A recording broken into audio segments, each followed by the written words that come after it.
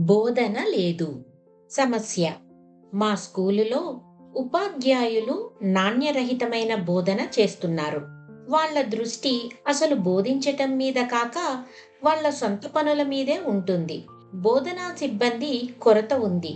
బోధించేది మా బుర్రకు ఎక్కటం లేదు. అసలు కొన్ని అంశాలలో బోధనే జరగదు. ఎవరికి చెప్పాలో తెలియదు. ఒకవేళ పై అధికారులకు చెప్పినా సిబ్బందిని ఏర్పాటు చేసే సమయానికి పుణ్యకాలం కాస్త అయిపోతుంది. ఏం చేయాలి? ఎవరు బోధించకుండా మాకు మేముగా చదవటం ఇబ్బందిగా ఉంది. దీనికి ఏమి వివరణ ఇచ్చారో చూద్దాము. బోధన సిబ్బంది గురించి చాలా సమావేశాలలో అడిగిన ప్రశ్నలు ఇవి. ఒక్కొక్క చోట ఒక్కొక్క సమస్య. ఇవన్నీ కూడా అధ్యాపకులకు సంబంధించిన అంశాలు. ఆంగ్ల మాధ్యమంలో, అదీ కాక ఈ సమస్యలన్నీ కూడా ప్రభుత్వ పాఠశాలకు మరియు కళాశాలలకు మాత్రమే ముడిపడినవి. ప్రైవేట్ స్కూళ్లలో ఇలాంటి సమస్యలు చాలా వరకు ఉండవు అనుకోవచ్చు. కానీ కొన్ని ప్రైవేట్ స్కూళ్లలో యాజమాన్యం వాళ్ళు డబ్బుకు ఆశపడి అసలు అర్హత లేని వారిని కూడా అధ్యాపకులుగా నియమించడం కూడా జరుగుతుంది. ఇక మనము సమస్యల గురించి కాస్త ఆలోచిస్తే బోధన అనేది చాలా సున్నితమైన అంశము. నేను కొన్ని చోట్ల ఒక విషయాన్ని గమనించాను. ఉదాహరణకు, ఈ ప్రశ్న అడిగిన విద్యార్థి ఒక స్కూల్ వాడు అనుకుంటే వాడితో పాటుగా వచ్చిన వాడి స్నేహితులందరినీ ఒకసారి అడుగుతాను, అరే అబ్బాయిలు, మీ తరగతిలో ఎంతమందికి 10కి 8 పాయింట్లు సంపాదిస్తున్నారు అని. అప్పుడు వాడి బృందంలో ఉన్న 40 మందికి 30 మంది చేతులెత్తుతారు. దాని అర్థం ఏమిటి? బోధన బాగా లేదనుకోండి, ఒక 10 మంది మాత్రమే చెయ్యి ఎత్తేవాళ్లు కదా. 40 మంది పిల్లలున్న తరగతిలో కేవలం ఒక్కడికో ఇద్దరికో బోధన బాగాలేదంటే సమస్య పిల్లల్లో ఉన్నట్ట లేక టీచర్లో ఉన్నట్ట? ఆలోచించండి. ఒకవేళ బోధన నిజంగా బాగాలేకపోతే 40 మందికి 35 మంది ఎలా ఉత్తీర్ణత సాధిస్తారు? పిల్లలకు ఈ రోజు రేపట్లో చదువులు బాగా చెప్పి తమ పాఠశాలకు మంచి పేరు తీసుకొని రావాలని ఏ ఉపాధ్యాయుడైనా ప్రయత్నిస్తాడు. ప్రభుత్వము కూడా వివిధ మార్గాలలో సాంకేతికతను అనుసంధానించడం ద్వారా బోధనను మరియు బోధనా సిబ్బందిని చక్కగా సూపర్విజన్ చేస్తున్నారు. ఇంతకు ముందులా లేదు ఇప్పుడు ప్రభుత్వ పాఠశాలలో స్థితిగతులు. ఇప్పుడు పొరపాటున నిజంగానే ఒక అంశంలో బోధన బాగాలేదని అనుకుందాము. అప్పుడు మొత్తము తరగతిలో ఆ అంశంలో తప్ప మిగతా అన్ని సబ్జెక్టులో కూడా మంచి మార్కులు తెచ్చుకున్నారా? ఒకసారి పరిశీలించండి. అప్పుడు అక్కడ కూడా మీకు తెలుస్తుంది. బోధన బాగాలేని విషయం అయినా బాగా ఉన్న విషయం అయినా మీ మార్కులు అటు ఇటుగా ఒకే మాదిరిగానే ఉన్నాయంటే బాగాలేనిది బోధన లేక మీరు చదివే విధానమా? మిమ్మల్ని తికమక పెట్టడం నా ఉద్దేశం కాదు, కానీ వివిధ రకాలైన పరిస్థితులను మీ ముందు ఉంచుతున్నాను అంతే తప్ప మిమ్మల్ని తప్పు పట్టడం నా ఉద్దేశం కాదు.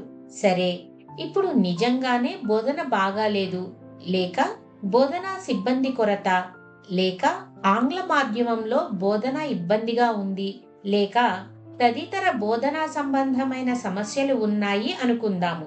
అప్పుడు క్రింద పేర్కొన్న సూచనలు కాస్త ఉపయోగంగా ఉంటాయేమో గమనించండి. సూచనలు: జీవితంలో అన్నీ ఎవరో చెప్తేనే నేర్చుకున్నారా? తరగతిలో ఉన్న 40 మంది విద్యార్థుల్లో కాస్త విషయ పరిజ్ఞానం ఉన్న వాడితో చేరి పాఠాలు చర్చించవచ్చు కదా.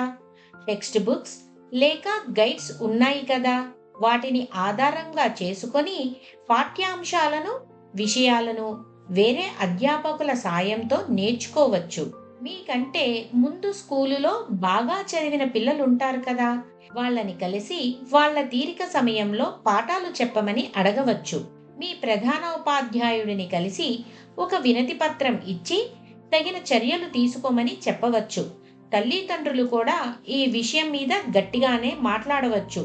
అధికారులు దీనిని చాలా గట్టిగా తీసుకొని సరి అయిన బోధనా సిబ్బందిని నియమించాలి కూడా. ఇంకా కొన్ని స్వచ్ఛంద సంస్థల సేవకులు కేవలం ఇలాంటి పాఠ్యాంశాలు బోధన చేసేందుకే ఉచితంగా వచ్చి సాయం చేస్తారు. అలాంటి వారితో సంప్రదించండి. ఇంకా కొన్ని సంస్థలు మీలాంటి పిల్లలకు మంచి జరగాలి అని డబ్బులు ఖర్చు పెట్టి ప్రత్యేకంగా ఒక టీచర్ని కూడా ఏర్పాటు చేస్తారు. ఇవేవీ కుదరలేదా? మీ చేతిలో ఉన్న స్మార్ట్ ఫోన్ను స్మార్ట్గా ఉపయోగించి మీరు నేర్చుకోవలసిన అంశాల మీద యూట్యూబ్లో పాఠాలు ఉన్నాయా అని చూడండి. ఒకవేళ దూర ప్రాంతంలో మంచి టీచర్ ఉన్నట్లయితే స్కైప్ ద్వారా వాళ్ళు పాఠాలు చెప్తుంటారు. పైవేవి కుదరకపోతే పిల్లలు అందరూ చేరి తలా ఇంత డబ్బు పోగు చేసుకొని తమ చుట్టుప్రక్కల ఊళ్ళల్లో నుండి ఎవరైనా మంచి టీచర్ను పిలిచి ట్యూషన్ పెట్టించుకోవచ్చు. ప్రేరణ మంత్రం: focus on the possibilities for learning rather than complaining. స్ఫూర్తి: అడవిలో బిల్ల జాతికి సంబంధించిన యువకుడు. చాలా చురుకైనవాడు, అతి తెలివైనవాడు. గూడెంలో అందరూ అతని మీద ఆధారపడి బతికేవారు. అడవిలో పెరిగాడు కాబట్టి అన్ని రకాల యుద్ధాలలో ఆరితేరినాడు. కాని ఒక్కటే తక్కువయింది. అతనికి ధనుర్విద్య నేర్చుకుని మంచి విలుకాడు కావాలన్న కోరిక బలంగా ఉండేది. ఎవరో చెప్పారు, హస్తినాపురంలో ద్రోణాచార్యుల వారు చాలా గొప్పగా విలువిద్య నేర్పిస్తారని. వారు రాజపుత్రులకు విద్య నేర్పించే రాజగురువు కూడా అని చెప్పారు.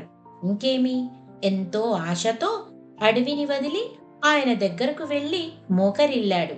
అతని వర్చస్సు చూసి ఆచార్యుల వారు అచ్చరు పొందారు. కారణాంతరాల వలన అతనికి విద్య నేర్పలేనని ఎంతో బాధతో చెప్పి వెనక్కి పంపించి వేశాడు. తాను గురువు పాదాల దగ్గర సాగిలపడి మొక్కి ఆశీర్వాదాలు తీసుకొని వెనుదిరిగాడు. అతను బాగా వ్యధ చెందాడు. తాను ఎంతో ఆశతో, ఆశయంతో ఆదర్శము నిరూపించాలని, మేటి విలుకాడి నవ్వాలని ఎన్నో కలలు కన్నాడు. ఆ కలలన్నీ కల్లలు అయ్యాయి. కాని నిరాశ చెందలేదు. ఒక నిర్ణయం చేశాడు. తాను ఆ విలువిద్య నేర్వనిదే తన గూడెంకి కూడా వెళ్ళకూడదని. అడవిలో ఒక నిర్జన ప్రదేశం చేరుకున్నాడు. బంకమట్టితో గురుదేవుని పోలిన బొమ్మ చేసుకున్నాడు. ఇక విల్లు, అమ్ములు తీసుకొని సొంతంగానే నేర్చుకోవటం మొదలుపెట్టాడు. చుట్టూరా ఉన్న ప్రకృతి పులకరించిపోయింది అతని తపనని చూసి. పంచభూతాలు కూడా అతని వశం అయిపోయాయి. గురుకులంలో ఏది ఒప్పు, ఏది తప్పు అన్నది గురువు చెప్తాడు కదా. మరి గురువు లేనప్పుడు ఇక 100 సార్లు తప్పులు చేయటం పరిపాటి. అంతే కదా పిల్లలు? అదే కదా మనం భయం కూడా. మనకు ఏదైనా అంశంలో బోధించటానికి టీచర్ లేకపోతే తల్లడిల్లిపోవటం పరిపాటి. కారణం, గురువు బరువు బాధ్యత తీసుకొని ఏదైనా అంశాన్ని సులువుగా నేర్పిస్తాడన్న ధీమా. మరి అదే గురువు లేకుంటే 100 సార్లు చేసే ప్రయత్నంలో ఒకసారి తప్పక విజయం సాధిస్తాము. అప్పుడు 99 సార్లు చేసిన ప్రయత్నాలు అన్నీ మనకు అద్భుతమైన నైపుణ్యమును ఇస్తాయి. అలాగే అతను కూడా అవిశ్రాంతంగా సాధన చేశాడు. అన్నిటినీ అవలీలగా కాదు, అతి కష్టము మీద నేర్చుకున్నాడు. అనతి కాలంలోనే అవిక్ర పరాక్రమమైన విలుకాడుగా మారిపోయాడు. చివరికి గురువు అయిన ద్రోణాచార్య వారినే కాదు, వారి శిష్యులైన రాకుమారులను, అందులోనూ ఆయన మేటి విలుకాడుగా తీర్చిదిద్దిన అర్జునుడిని కూడా ధనుర్విద్యలో మించిపోయాడు. అతనే ఏకలవ్యుడు. ఇది మహాభారత కథ. పిల్లలు, తర్వాత జరిగింది ఏమైనా ఏకలవ్యుడి కథ మాత్రం యుగ యుగాలుగా మీలాంటి పిల్లలకు స్ఫూర్తి నింపుతూనే ఉంటుంది. బోధన లేదని బాధవలదు. మీకు మీరుగా ఎలాంటి ప్రక్రియల్లో నేర్చుకోవచ్చో తెలుసుకుంటే ఇక మీకు చదువులోనే కాదు సుమా, జీవితంలో కూడా ఎదురుండదు అని గమనించండి.